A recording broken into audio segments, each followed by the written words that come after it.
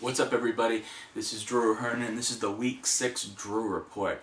Lots going on in the NFL. The Patriots had a huge win this week, knocking off the number one ranked Baltimore Ravens, pretty much number one on everybody's power rankings list until the Patriots knocked them off. It wasn't a pretty game, but we got the job done, and we got it done without Randy Moss. So Tom Brady looked spectacular. Numbers weren't that great, but I don't care about stats. I care about performance, and that was a great performance.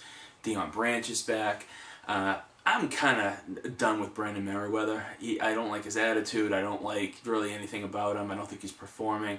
And that kind of brings me to the next topic. The big topic this week is the helmet-to-helmet hits and the new punishments coming down from Roger Goodell.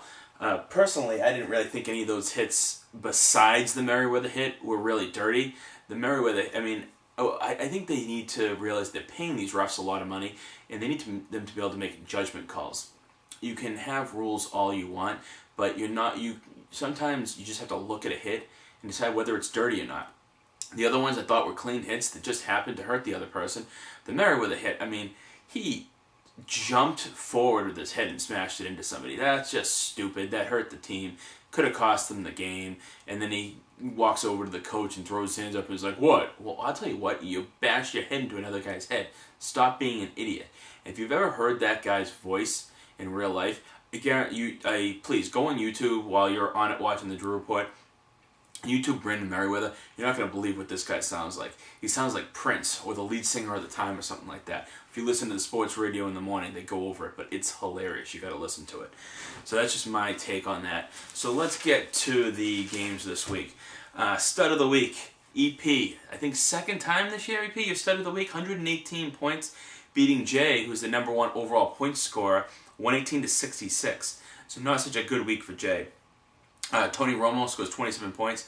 You can make fun of Romo all you want. He puts up the points. He's just a fantasy type of quarterback. And EP, he's been good to EP over several seasons, I can tell you that.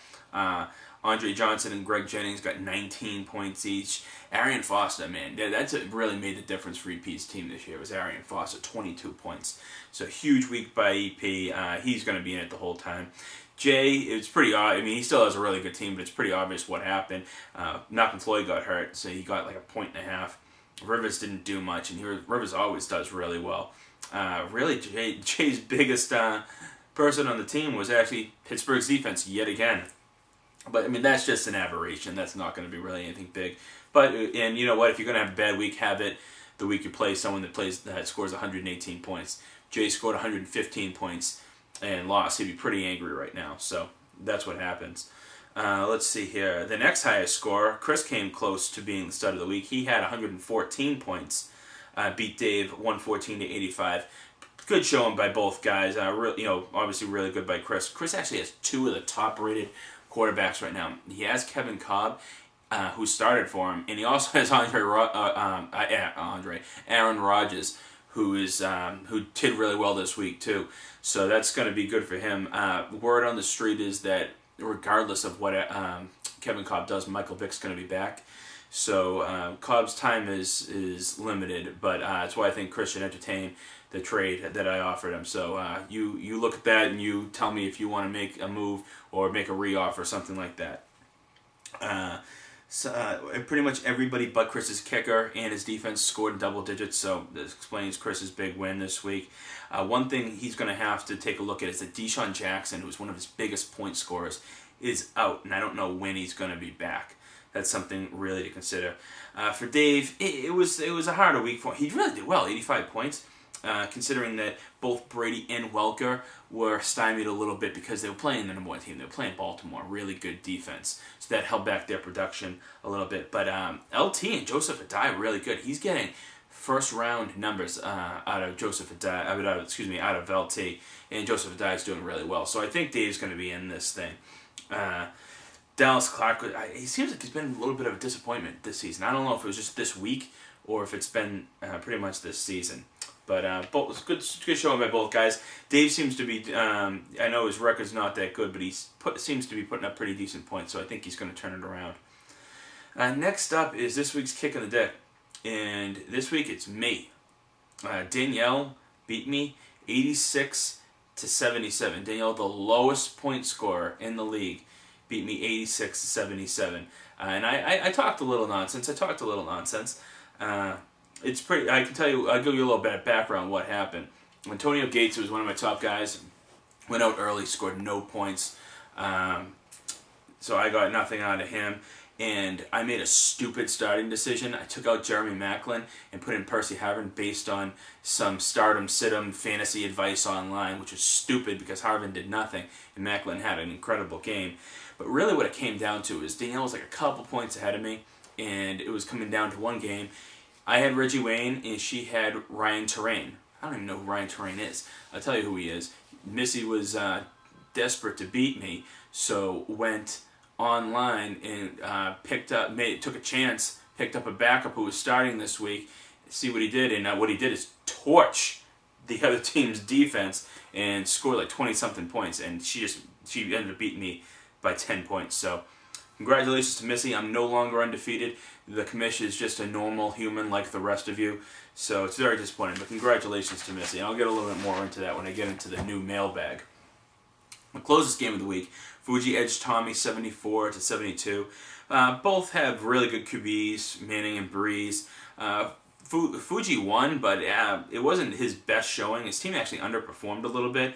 And Tommy, this is kind of his opportunity right now, because even though the rest of his team is he has both Ben Roethlisberger and Andrew Breeze. So his two top-performing quarterbacks, they actually had identical numbers this week, something like 27 points. So Tommy might want to find someone that needs a quarterback and make a trade, improve his team, get rid of Roethlisberger. Let's see here. The dud of the week, Dave McNeil. I wouldn't stand next to Dave McNeil. I'll be afraid he was going to get struck by lightning. This is going to be the unluckiest fantasy player I've ever seen. He's putting up points. He loses by a few points. He gets killed this week. And it's because, part of the reason, Calvin Johnson just wasn't doing it for him. He decides to sit Calvin Johnson, trades for Hakeem Nicks, calls me to make sure I put the trade through. And Hakeem Nicks scores less than a point, and Calvin Johnson goes off. I don't know what you can do, McNeil. I don't have any advice for you, buddy. Sorry about that. Got 0 from his tight end, Vasant Shenko. But there's tight ends out there. You'll find one of them. I just don't. But you know what's funny is because of starting decisions, which really weren't his fault. I actually think he could have won this week. So he has the players. It's just a matter of his luck turning around, which I think it's gonna. Kevin, another very solid week for you. 100 points. Good for you.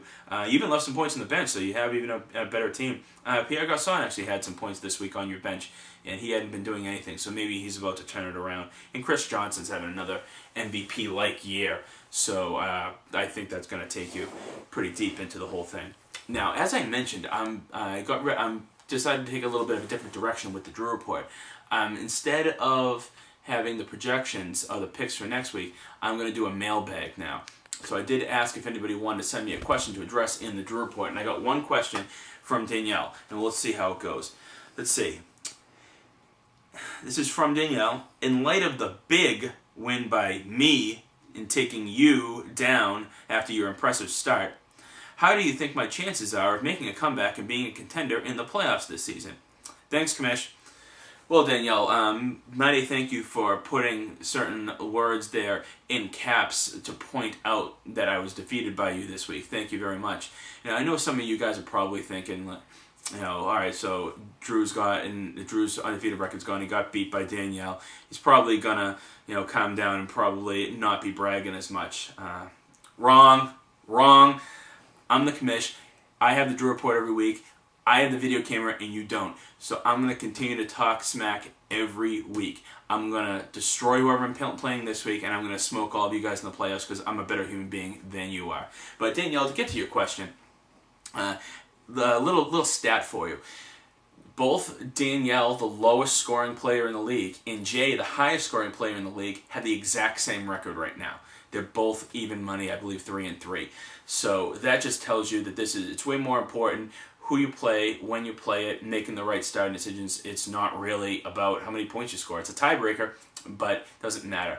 So Danielle's team's better than it was. Her record's still very salvageable. She's 2 games out of first place. It's a very close league this year. So yes, Danielle, you definitely have a good chance to go far in the playoffs. If I were you, I wouldn't want to face me in the playoffs. I'll be like the Baltimore Ravens and talk smack after I just got beat.